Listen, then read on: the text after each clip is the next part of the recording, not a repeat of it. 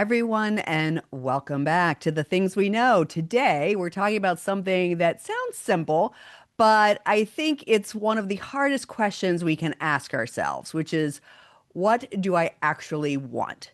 Not what does everyone else want for me, not what do I think I should want, actually, what do I want? This is going to be shocking, but Carrie and I both have a lot to say about this one. I mean, that's so weird.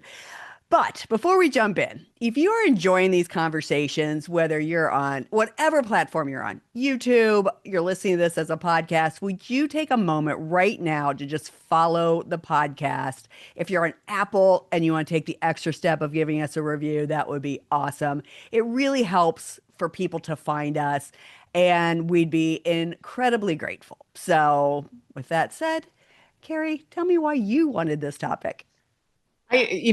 So many things morphed between us offline. So I don't remember which one of us, honestly. I Right. think it was me. And then you were like, what did you mean? I'm like, I don't know. But I think about this often. And I think you do too, because something I noticed over and over again with clients and at our retreats, if we ask people what they want, what we get is, I don't want to keep saying yes to things. Here's some Hmm. examples, but very common. I don't want to be responsible for everyone else's happiness. I don't want to keep agreeing to projects that don't light me up. I don't want to keep pretending everything's okay. So what do you hear in that? Don't. Don't, right? And Yeah. those answers come really fast. And then when we say, okay, but what do you want? That's where so many people just go blank. They go quiet. And it's not because I don't think women have desires. I think we absolutely do. And this happens with men too. I mean, I remember registering. Remember back when people registered? That's so funny. And my husband was like, I don't like that plate. I don't like that plate. I was like, what do you like? Or Yeah. picking names. Like, I don't like Mm. that name. I'm like, what name do you want? So I don't think this is just unique to women, but we work with women. So I just think, especially women, have gotten really good at paying attention to everyone else's needs. And that's just how we've been conditioned for a while in this kind of society we've lived in at this time. But we get so keyed into that we stop paying attention to our own needs and desires, right? Like, because if we neglect needs, we're really going to neglect desires. Mm. And I'm not just talking about huge life decisions. I'm talking about every little thing, daily that tells us who we are. Because, like, for example, maybe you want more beauty in your life, or more laughter, more adventure, more connection, a slower pace, a bigger challenge. Just speaking for a friend, just kidding. These are like all things I was looking at my own list, right? But like maybe you don't even know that yet because you're so aware of the things that you don't want. And I think that's what fascinates me. Yeah, I think it's interesting because to me, the idea of what I don't want, it is easier to go down that path, right? Because you know what feels uncomfortable and what's not serving you. So it's really easy to connect with what I don't want. And it's not as easy to sit back and understand what you do want. And what I love about your list here is it's not super specific, right? But it's a good starting point. You can say a slower pace, and like if you were coaching somebody who said, "I want a slower pace," you would say, "Okay, a slower pace. What does that look like?" Right? And so then you Mm-hmm. could start asking the whys or keep asking the questions that will get you more specific. But there's nothing wrong with having sort of an umbrella desire to begin with, right? Right. Um, so, okay, let's try something here real quick. Sometime today, I want you to grab your phone or a piece of paper and make a list of 25. That's a big number. 25 things you want. Not goals, not things you think you should want, just literally things you want. And maybe you'll get to 25 without much effort. That's awesome, right? Then that might feel really good, like, oh shit, I didn't know I knew this, right? And then again, maybe you'll get stuck halfway through. And either way, don't judge yourself. Just notice what happens. Because we're gonna come back to that list at the end of the episode. So this you could stop. This is almost like a little webinar I love this experience. idea. I was just going to interrupt and say, let's make this interactive and hit pause. Yeah, hit pause. We'll be here when you get back. Okay, welcome back. It's like you can experience a webinar with Carrie and I in this Yes. pod right now. Yeah. So, where do you think we lose touch with our own desires? It's so funny. I don't know if this topic is heating me up, but I keep fogging my glasses. Ooh, Yeah. steamy. Where I love this question because it's like, when did we stop knowing what we want, right? Where do we Mm. lose touch with it? I actually think we're born knowing what we want. I think little kids, if you look at them, they know exactly what they want. They're hungry, they're tired, they want to go outside, they want to go to bed. If they're Peter, they wanted to go to bed. He still like beg us, bedtime.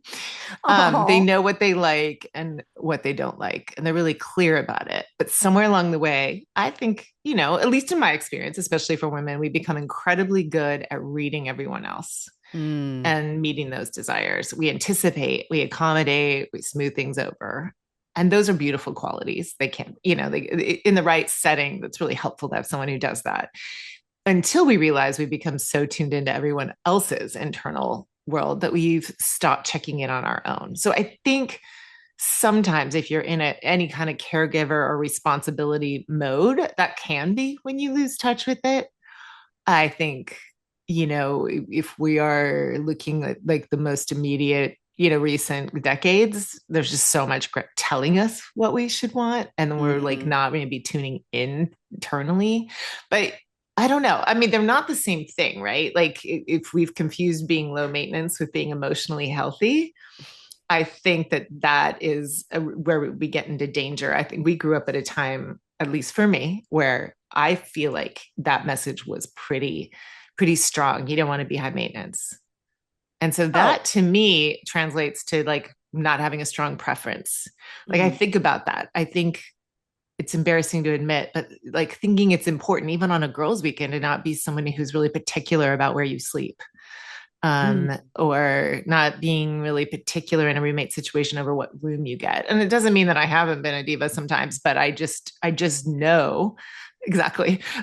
You're right. Like there you go. There's the internal judgment. Like, If you're not watching you this, know, you didn't see me just point at her going, you "What? just corrected me with Diva?" a waggy I finger, did. which is smart. But right, so like these were some internalized messages about like having really particular, like articulating our particular desires is kind of what's the word, difficult or Yeah. Well, we've been told that we're being right, difficult, we're or being diva high like, maintenance, we're divas. right. Yeah. Right. Anyway, yeah, what do you Yeah. think? Where do we learn this? I mean, Well, I think, I definitely got it, those messages for me growing up. You want to be easy, you want to be easygoing, and not have a particular desire. yeah, no, I that makes total sense. I think you kind of nailed that at the part where you said kids know what they want.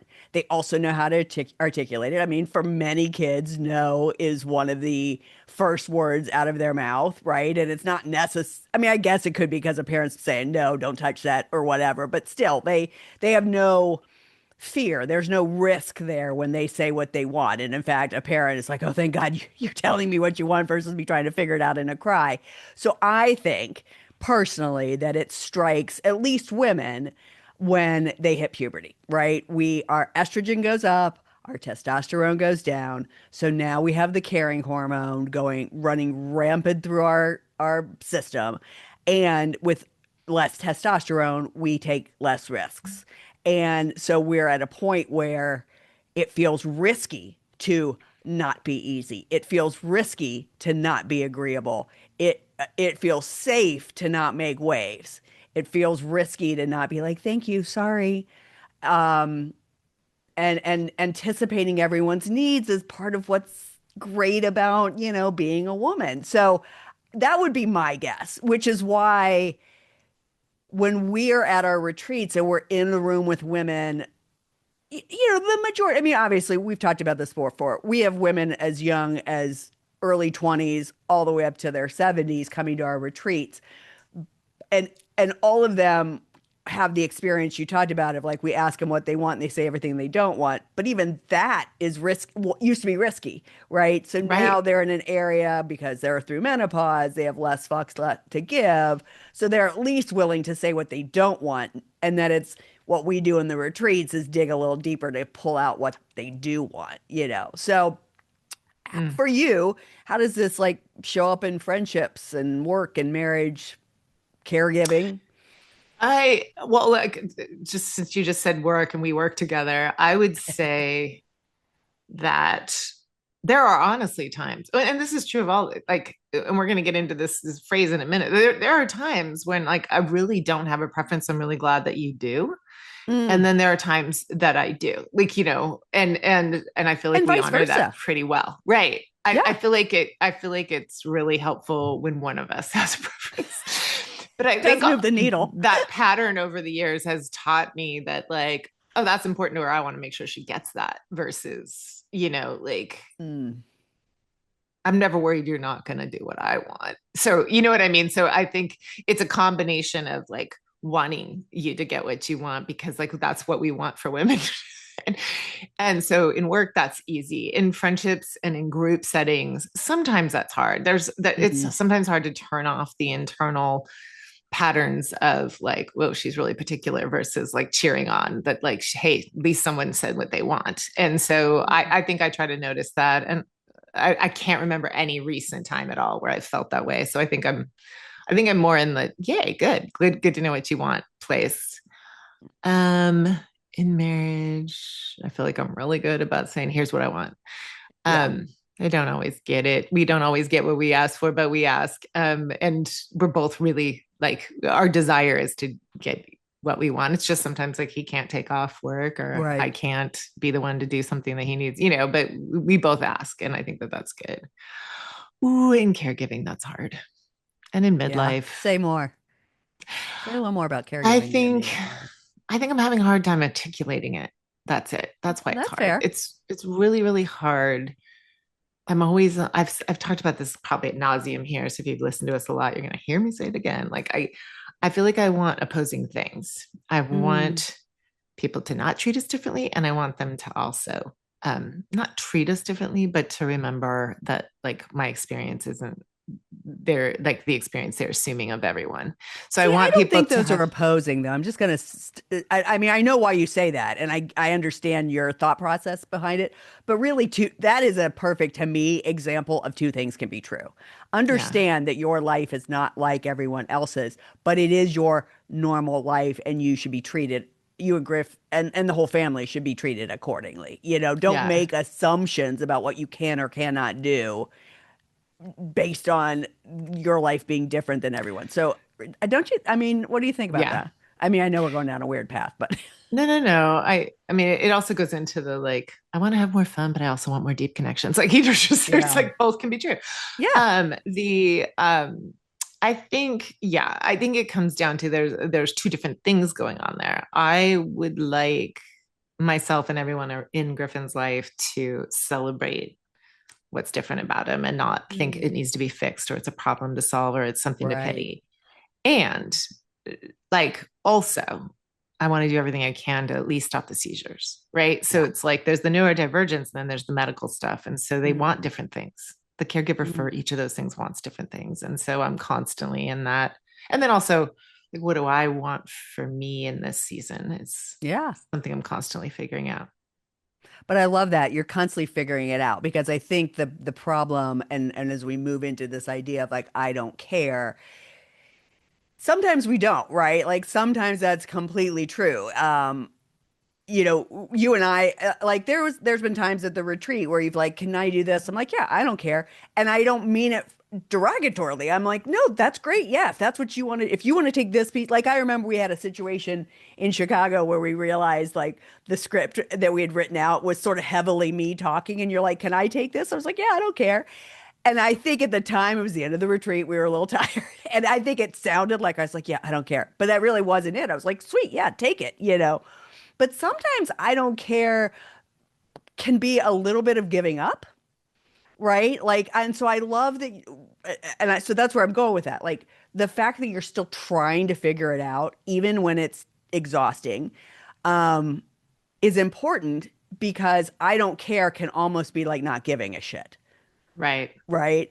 And sometimes I don't care does still come from that little space of like, I don't want to disappoint you. I don't want to seem difficult. Um, I Right. hope not, but sometimes it probably means I don't know if my opinion matters. But again, sometimes it just means like I fucking don't know.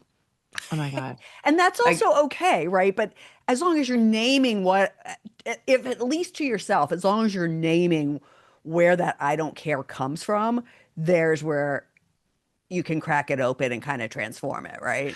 Yeah, because I think I don't care when I see that. I mean, yeah, I think there are ways definitely we can wrongfully assume someone's just like not caring.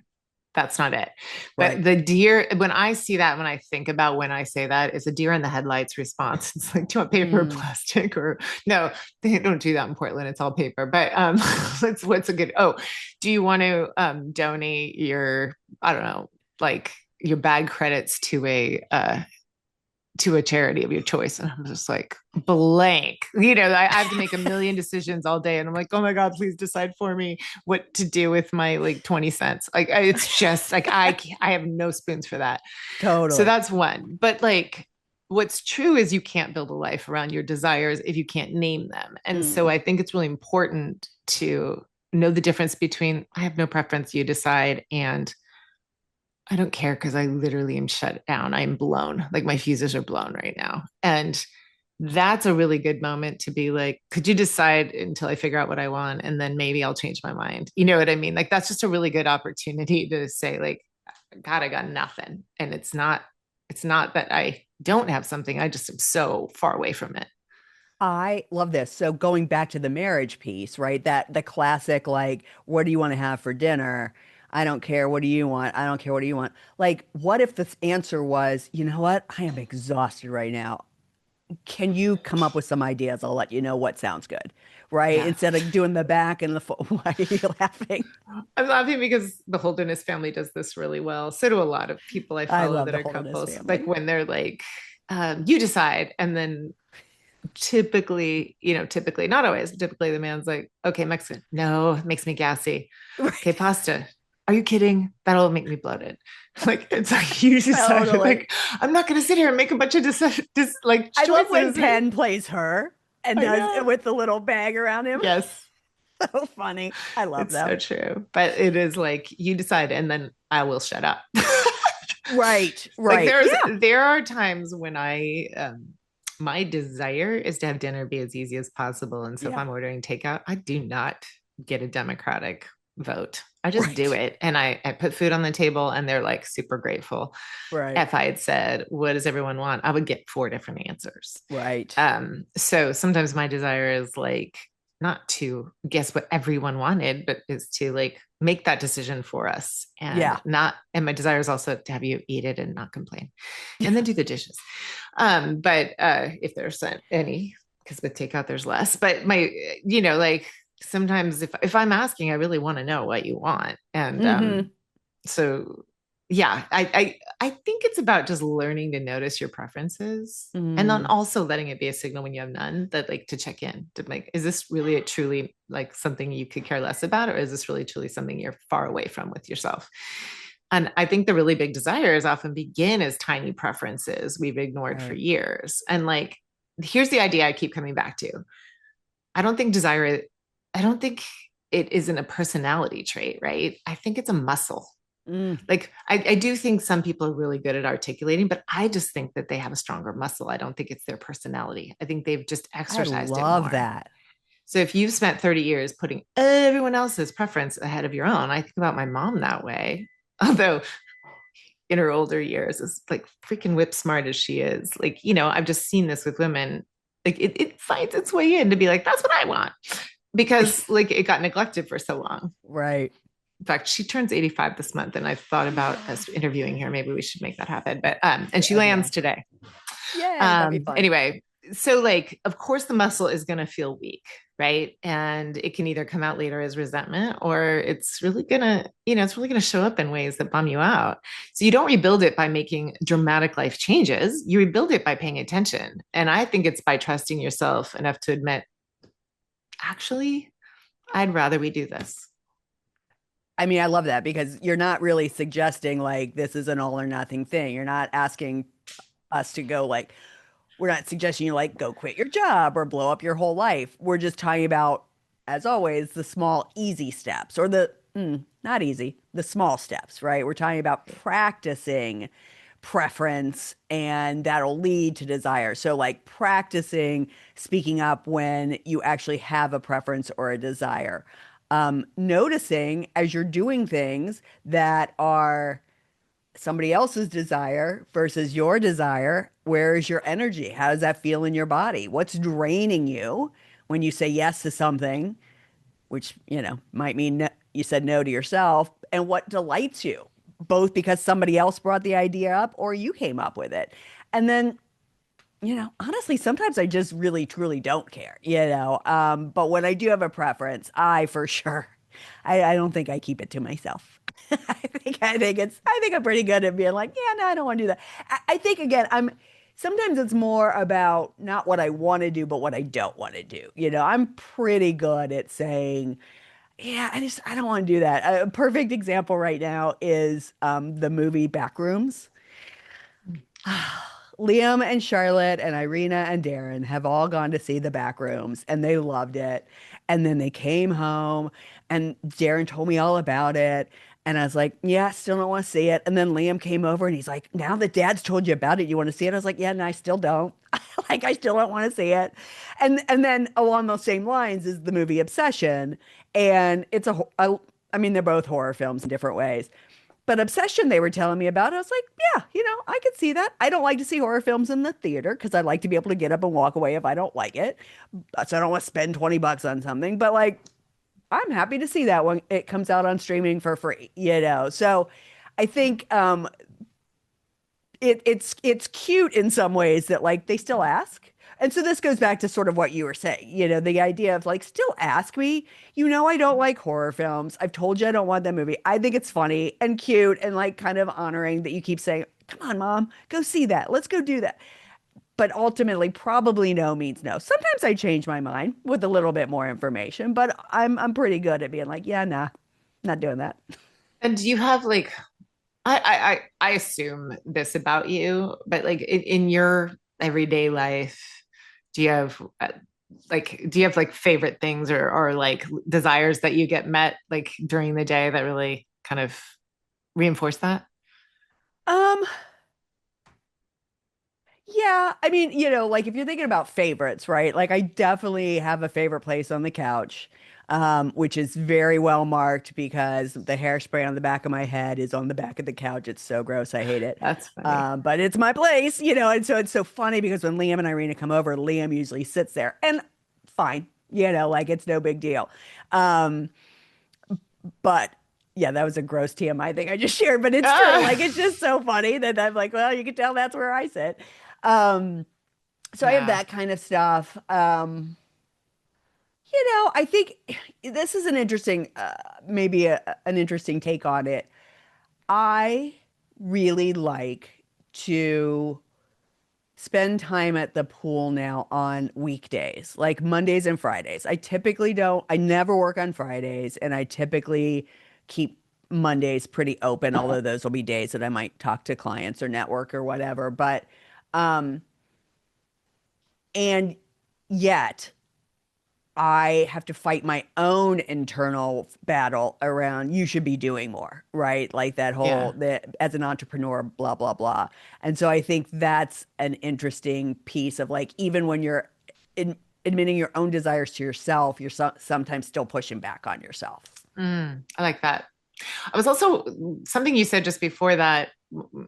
I do think being in touch with your desires is honoring your no, and in Totally. an upcoming episode with Lark, which we're going to record later after this, there's a lot of that, right? It's like how to stop being what you think other people want you to be. And like that really is just being in touch with what you want. And that it like no, as much as we said, don't tell us what you don't want. No's are really important ways of telling you what your desire is. I used Yeah. to in my former job when I was, like doing education programs for kids in AmeriCorps, for example, like in one of those jobs or in youth services, whenever we would have speakers or workshops that they didn't like, I'd be like, it's great information for you because now not to sign up for something like that next time, or that is not something that interests you. Like Miles taking honors biology told him, I do not want to go into science at all. It's Yeah. really important to know what you don't like. It does help you get to what you do like. It's just, As again, it long as you gets you don't back stop to that there. muscle. Yeah, as long Yeah. as you don't stop there, Yeah. because you're going to be in a world of grumpy hurt if you You're just like, I don't like that. I don't like that. I'm like, okay, what do you like? Totally. Anyway, okay, I want to geek out because there's some smart people who have been thinking about this that we're just going to sample a few here. But Susan David, who is a I love psychologist and her. author of Emotional Agility, says that avoiding difficult emotions slowly disconnects us from our values. And Mm, so what I take from that is every time we don't articulate what we're feeling or what we want, we abandon ourselves just a little. I think that's so important. And that kind of goes hmm. back to what I was saying is like when you hear yourself go, I don't care, check that check that you just don't care or that it's Right. not like you've abandoned yourself. Every time we say I'm fine instead of actually I'm disappointed, we move a little farther away from ourselves as well. Because Mm, actually I'm disappointed. I just love to rebrand that. That is not a sign of a like problem in the relationship. It's an opportunity to get really closer and meeting both people's needs. totally. I love that. And then we have Dr. Edith Egger, a psychologist and Holocaust survivor, who has a quote that I love. The opposite of depression is expression. Ooh, that's a good one. And so it does. It sort of Yes. makes me wonder what happens when someone spends like decades expressing competence, responsibility, reliability, but never expressing desire. Yikes. Yeah. Right? Like it that if we keep going with the muscle analogy, it starts to atrophy, Yeah. right? Yeah. I mean, this is what happens to a lot of not just moms, but it happens pretty commonly to moms, which was like the bulk of my clients, especially when it's health coaching, is you just have like that frozen look of like hobbies. What do I want? What do I Right. do? I just want to pee with the door closed. And like we laugh about that, but it is so true. When you like put all of your time and energy into being good at meeting someone else's needs, that's not necessarily unappreciated or a bad thing, Right. but without activating the muscle of first let me make sure I'm getting something out of this, first let me take care of myself and delight myself before I do that, then yeah, you get that blank frozen very depressing stare. Yeah. Okay, the Gottmans, which we've referred to before, the psychologists John and Julie Gottman, who are like kind of famously in the world of couples counseling. And I don't even know if they're controversial. I'm guessing they are, but I don't know. I can't remember. But they're founders of the Gottman Institute. They've spent decades studying healthy relationships. And one of the things they've found is that healthy couples make frequent bids for connection. And I love this. And it made Mm, me think, why do we expect people to read our minds instead of giving them opportunities to love us well? I mean, mm. I've had so many, you know, ahas and like moments of, I didn't actually ask for that, Right. where I realized like, oh, this is an opportunity. I walk around being like, I'm the great communicator and then realize, I didn't ask for what I wanted. So I think it's really good to let people know, like, this is what I wanted. We had that recently where, I think I told you, I never said, when you get back, come and join me in the kitchen. But I was really Oh, bummed he right. didn't. Right. Yeah, yeah, yeah. And so I think these are all just great opportunities to speak up. Well, and that's yeah, and that's it. And notice what you think you've said out loud because you're saying it so much to yourself in your head and you did just that, right? Like you made an assumption or you kept thinking in your head, well, when Brendan gets home, he'll just come and do la la la, but you didn't actually ask him to do it, right? And so it's just like any of this. This is not about judgment. This is just strictly noticing if you aren't getting your needs met, where is the disconnect? Especially if you know what those are and you're not getting them. What piece of this is missing? Another moment of curiosity. Emily Nagasaki, sex educator and author of Come As You Are, reminds us that desire often grows from safety, curiosity, rest, and connection. And so maybe women aren't always disconnected from desire. Maybe we're just exhausted. I can't imagine. Maybe we've just become so accustomed to, again, responding to everyone else's needs that we've stopped creating space to hear our own. And I want to circle men in here because Darren and I were just having a conversation about some new people who are reporting to him or on some of his teams, and he was asking them, well, what do you do for fun? And trying to get to know them, and many of them didn't have anything. And he was just sort of shocked by that. So I think, yes, women come at it from a caretaker standpoint, but men often get lost in, if they're the breadwinners of the family, right? And so they're also not responding. They're responding to, I got to make money. I got to do this. I got to do this. You know, sure, maybe they go play golf, but even that might be a lead to a business type thing. So, once again, and you said this at the beginning, this isn't that men don't circumvent their desire. It's just that the majority of the women listen to us. This is true. That's true. Okay, I want to just ask each other some questions here, and maybe they'll apply, maybe they won't. But I ask these for the listener as well, and these are similar to types of things we do at our retreats. So I think it's Yeah. important. So what's one thing you've been wanting lately that you haven't said out loud? Oh God, do you have an answer? I don't know if I have an answer for this one. I could have answered this yesterday. I think I finally said it last night. Like I think what I want is just some things on the calendar while all the boys are home because it's such a Hmm. temper, like it'll go by so fast. Right. And I think there is probably a subconscious part of me that wants to keep things fluid. And we do keep things fluid because we can't predict how things are going to go. And then we miss Right. opportunities. So I think just saying, I want that is probably enough to get people to commit and plan around it. So yeah, I think Yeah. finally articulating that is, and I don't always get what I want, but at least if I say what I want, people try to make it happen, or we get four out of Yeah. five of us. Yeah. Yeah. I mean, it puts it out in the ether. If it's rolling around in your head, nobody's gonna know. Yeah. Have you ever chosen to keep the peace instead of saying what is true for you? Oh, yeah. So many I times. mean, I probably have. I can't think of an example. Um, in fact, it's so funny. Again, when we're recording this, we've had a little situation on our Facebook page around a reel I put up for how women have to stay safe and talk about exhaustion. And a couple of men came in, and one in particular just keeps fighting me that whatever. Apparently, I don't know what I'm talking about. And I thought about it this morning. It's like I could just let this go, but I'm like, bitch, please. I am not. So yeah, I'm sure I did, especially when I was younger, right? Like, I do think there's a lot that I forget about how I showed up in the world back in the day. I just can't think of any recent examples. I kind of can't imagine you do either.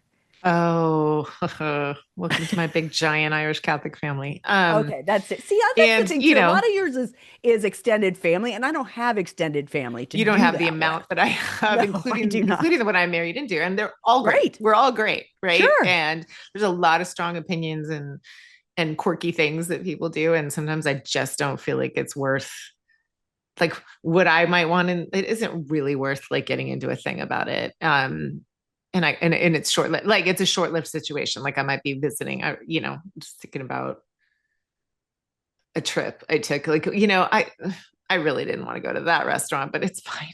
Like, Right. I think where I'm trying to think of like keeping the peace. I can't think of an exact situation, but like if I could think of the types of situations with family, it often is like it's not worth it for the short time we have together to get Right. It's like into. pick your battles. Right. Yeah. Right. And like I definitely, I don't know if this is healthy or not, you can tell me, but I operate often on the, oh, that doesn't sit well with me, but like it's not so bad that I have to say something right now. I'm going to sleep on it and see how I feel about Mm. it. And if I Hmm. do wake up just as upset, then I'm going to say something, and I do. But I often wake up going, eh.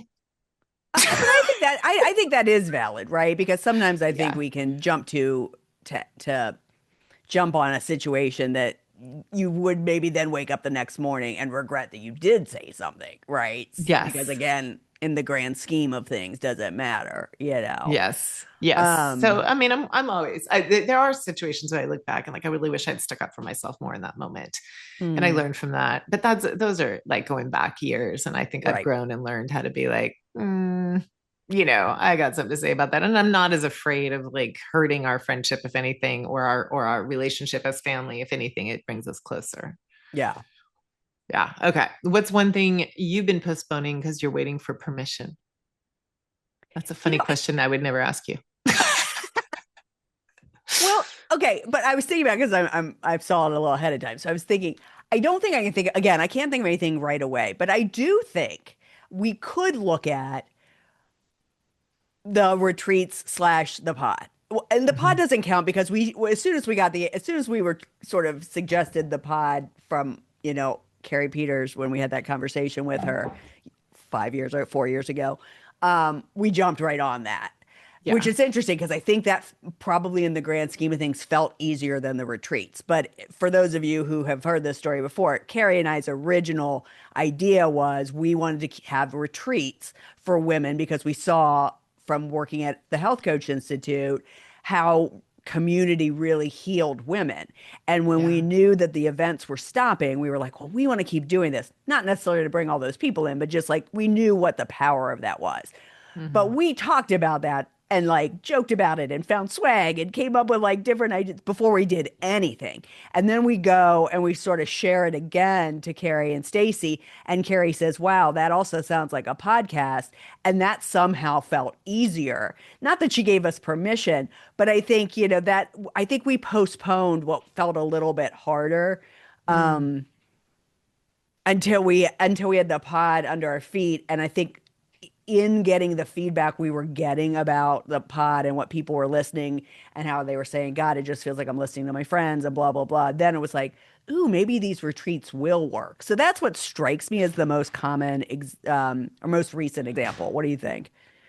It's funny as I'm listening to you, I'm thinking, not that retreats are ever easy. I think people who go to do them realize they're a lot of work, and I'm glad I had to do it with a partner. But Yeah. I had experience with retreats, so podcast was like a whole new bailiwick I'd never Oh, even that's considered. interesting. So I could picture, we always say to people, you can picture it, you can accomplish it. Like I could picture how to do retreats. I knew how to do it. Right.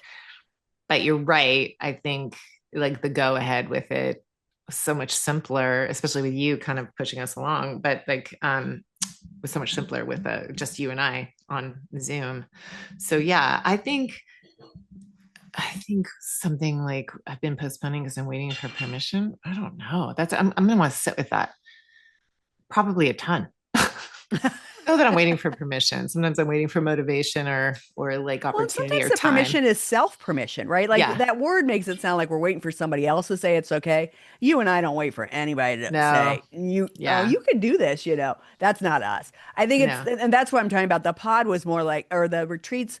I always forget that you had done retreats before. You're absolutely right. So for that's a very specific me thing, right? And I was so the opposite. I was so used to doing my Facebook lives that to me the Right. pod was like so many people had already said to me, "You should do a pod. You should be on the radio." Blah blah blah. So I was like, "Oh yeah, no, that this makes sense to me, right?" Um, so I think it was a flip-flop there in that respect, but it was never about waiting for somebody to give me permission. It was about me giving myself permission or you giving yourself permission, right? Yes. So it's sometimes Yes. internal permission, not external permission. Yeah. That's a Yeah. great point. Yeah. Hmm. Hmm. Do you want to go into the rapid fire questions? I do. These are Can I good. answer the first one? Yes. Okay. I wish more women knew. That when you say no to something, nobody gets hurt. And when you say no to something, you get to say yes to something for yourself. I think we think that saying no is going to piss everyone off. And some people in your life, it might, right? Because it will be confronting when you say no. I mean, we've had pods about this, but I really do wish more women knew that setting boundaries and asking for what they want also might be really helpful to the people around you because I was watching something last night and they made a joke about how picking out a movie usually is about an hour of going, do you want to watch? What do you want to watch? What do you want to watch? And then you finally just go to bed. And I was like, wow, yeah, that's our total household. Like, Oh especially my when the gosh. three of Yeah. us are trying to figure out something. So when you can be really clear and say what you want, it actually is very helpful. Yes. So for you, one desire you've rediscovered? One desire I've rediscovered is sorry, I've got like I've got everyone home and they don't remember that I'm recording. So if you can hear all these booming voices behind me, that's why. I can't. One desire I've Every rediscovered guy shut the fuck up. yeah, is like I need to dance every day. Oh, ooh, we should make a little, you and I should make a little pat. I've stopped doing that and we should make a little pact that we do that. Like send a little text, like I got my dance movement. Yeah. I dance Um, every day. I'm a lot happier. yeah, Okay. yeah. Okay, you finish the sentence. A place where I'm still learning to ask is. This one's actually was an easy one for me. It's with Charlotte, it's learning, it maybe not ask is maybe the wrong word, but reminding her now that she's making money, that I'm not going to pay for everything, like we've been having discussions around like she doesn't have a car, and so she has to public trans or not public trans, but ride share sometimes. And I said earlier in the summer, like I'm happy to pay for ride shares to work because basically I'm making the choice that I don't want to drive you. But when you make the choice to take a Waymo home from being out, that's on you. Like you're making money now. That's on you. So, and Mm. I found myself yesterday because we were kind of talking about this a little bit. I found myself feeling a little ouchy, and I was like, she's making good money and she's 20 years old. And Liam was out of the house at 18, right? Like, um, I'm happy that we've been able to provide for her the way we have, but it's time for her to step into some responsibility and role. So I was just really noticing my ouchiness around that. But in the grand scheme, it's a good thing for both of us. Oh my gosh, I love that. And All then the right. last one is something I no longer apologize for wanting. Mhm. Space or time to Mm, relax or to do nothing. I love that. I I don't know if I ever apologized, but I explained it, which is the same thing. Right. We And talked I about that in just, another pod. Yeah. yeah, I just, I do like I'm not the only one, but but I definitely, notice, especially my offspring. They don't have a lot of trouble, just disengaging from whatever we're all doing just to chill. So I just do the same. I love that. Yeah. Um, so we were going to pick Flowers for our song, which I do. I love that song. But then I was like, you know what? Let's just go back to our good old fashioned 80s roots and use Desire from Gene Loves Jezebel. And the song has very little to it, but the main chorus is what you get is what you seek. Mic drop, Mm, Gene Loves Jezebel. I love Side note that. on Gene Loves Jezebel, they are two twins and they are no longer together in a band, but they both are Gene Loves Jezebel. So one of them plays here often, almost every year at some point at the Whiskey, and then one plays other places, but they don't play together. So I guess their desire was to no longer be in a band together. Any That's thoughts on funny. that song? You could hear it, right? Like, I love the lyrics. I was so glad when you chose it because as I was telling you, just a cursory search through my mind, through my yeah. memories, through like Google, I was like, most songs of desire are either really unhealthy obsessions or Mm. really horny. Nothing wrong with the horny part, but the unhealthy obsessions is really interesting. That makes a great song. Yeah. But it like behooves me to lean into the brilliant songwriters we're related to be like, I wonder if there's a way to sing about healthy desire, like about how important it is.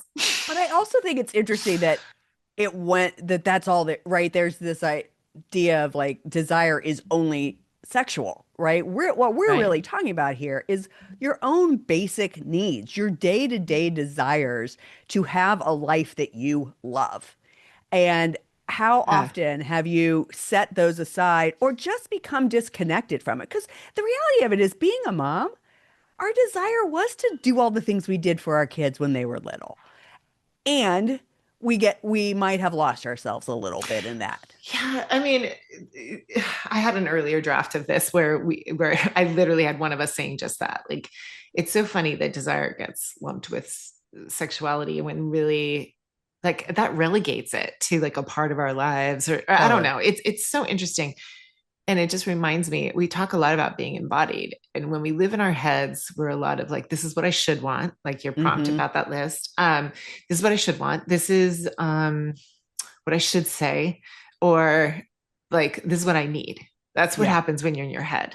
When you Yeah. say, what do you want? You go to your head, you're like, well, I need to drink water. Like, you don't want water. You're going to drink water. You know what I mean? Like, what do you Yeah. really want? And I think that that is so important because that's what kids are so embodied until Right. someone puts them in their head and makes them self-conscious. So it's like, Right. it's really desires are sensual, which again isn't sexual. It's literally Right. about like, do you want to just breathe? Do you want to get out in the sunshine? Do you want to just feel endorphins? You know, like it is really about like if you were to like tap into desires from like your heart space, Mm-hmm. it's going to be very different than the list you have in your head. Well, and what you just said struck me because, I'm sure you've done this with clients when somebody says, I should do this. And I'll say, what if you get to do that? Right? That Right. changes the energy. But also, if I should have a glass of water and you reframe it to, I get to have a glass of water, and you're like, then it's Yeah, not that's a bullshit. desire, That's right? bullshit mindset stuff, which no offense to mindset, that's really good. But that's like trying to manipulate Exactly. yourself into being like, yay, carrots are a treat, you know? Right, right. Totally. That's my point, right? Like sometimes the things you should do aren't actually desires. So if you Right. reframed it to I get to and it doesn't light you up, then it's not really a desire, It's so right? stupid. Yes. Oh, I love that. That's really funny. I get I get to to. have a glass of I water and I get carrots. to scrub this floor of this house I get to live in. Oh my God, so funny. All That's so right, so funny. I let's go mean, back to that exercise from the the beginning. Did you have right. I something was gonna else? say the proper thing between that is like I gotta have my coffee before something versus I get to enjoy this coffee. Mm-hmm. Yeah. Okay. Yeah, Yeah. So totally. yeah, let's go back to that Yeah. list. All right. So go back to the exercise. If you pause, if you didn't pause, and now you've listened to the pod and you're like, okay, I'm ready to do this list. Great. Pause it and welcome back. So, how did your list go? Were you able to make it all the way to 25 or did you get stuck somewhere around like 8 or 10? And again, if you got stuck, that means that doesn't mean something's wrong with you. Maybe you only have a few things you really truly desire. It's fantastic. Those are your magnificent obsessions, and you can really start to dig into those. It simply means you've made a lifetime paying attention to everyone else's wants before your own. So if you're getting stuck around those times and you're like, why can't I come up with more? If you feel really good about two or three things, great. If you're like, shoot, why can't I? Then this is the invitation to become curious again. I love that because what I feel like this conversation's been, it's really been about, you know, like it's about making huge life decisions, right? Or it's not, right? Like it's Right. that's not what it's about. It's about rebuilding trust with yourself by learning to notice what lights you up and then asking for more of that. So that, again, that's about rebuilding the muscle. It's like Yeah. if you really start to notice, and that retreat I went on for caregivers was all about micro joys that you couldn't Mm. access macro joy unless you start to notice the micro joys. And it isn't making it, I get to, it's more like, oh, the way those flowers are growing up between those bricks is like really giving me joy. So what Yeah. do I want more of? I think I want more like color and sunlight in my day if I can Hmm. find it, right? Right. So it's stuff like that, like really accessing or not accessing, just noticing and then building that muscle and then making some decisions and organizing your time enough around like filling that. And so it's noticing tiny moments when you have a preference instead of automatically saying whatever you want. And I do want to say what this keeps bringing to mind at our last retreat and at our very first retreat, we did the belief chain. Yeah. Um, and what I like about that is sometimes, as you know, when you're like, what do you want? Right. That's one of the questions. or like what is it you're experiencing, and what do you like. You start with what do you want, but then you start to notice what's there around what you say you want, and like when Mhm. you get there, with your desired state, what does that look like? What are you noticing? What are you paying attention to? All those things that like come into whatever this desired state is. And what I love about it is some people get really specific. They're like, I'm Yeah. in a house at the coast, and so's there. But like more often than not, they just describe a feeling. Like there's a Yeah. slower pace. There's a lot more creativity. There's a lot of freedom here. I love that. Like whatever Hmm. that is for you, whether it's like sketched out in full color and edges and all that stuff, or it's just this general feeling that is literally bringing you back in touch with like actually finding out what it is you want. And desire isn't selfish. It is information. It's one of the ways your life keeps pointing you towards what's true for you. I love that. Yeah. So again, if your list has three things, great. If it has nine things, great. You can come up with another one tomorrow. And then the next thing you know, you'll have five or 10. Next thing you know, be at 15 and then maybe 25. And again, not because the number matters, but just because paying attention does. And these desires can be tiny. They don't have to be ginormous. They can be just the little things that you can start chipping away at so that again, you wake up every morning being like, hell yeah, this is my life. I love it. Hmm. I have another call to action too. Like we always ask, like Lisa did at the beginning, for you to share this, and we will ask you again before we sign off. But what we really love, and we're hearing from it, Lisa got an email, I got a word of mouth through my husband. Like we do hear from people who are listening. We really hear you. You know, one of our recent topics was suggested by a listener. So we would love to hear from you on this. If you could finish this sentence, you heard us finish some sentences. I would love to hear if you send it by pigeon. I don't care. Email us the things we know podcast 23 at gmail.com. Comment on our socials. This is the sentence. If nobody would be disappointed in my answer, what I really want is, I would love for you to finish that sentence. If nobody would be disappointed in my answer, what I really want is, just ask yourself that, answer that question. Or tell us one thing that made it on your list of 25. We would love to hear it. I have a feeling your answer is going to give someone else permission to say theirs. So if you share it, we don't have to share your name or anything, but we'll go ahead and repost it and reshare it and see what it inspires. I love that. Yes, that'd be amazing. Well, as usual, our desire is for you guys to get something out of every one of these episodes, and we really do appreciate the feedback we've been getting recently. So, thank you so much for that, and thank you so much for spending time with us today. Again, if this conversation made you think of someone who never asks for what they want, they do a lot of whatever you pick, we'd love for you to share this episode with them. Yes. Thank you so much for being here. We'll see you next time. Bye. Bye.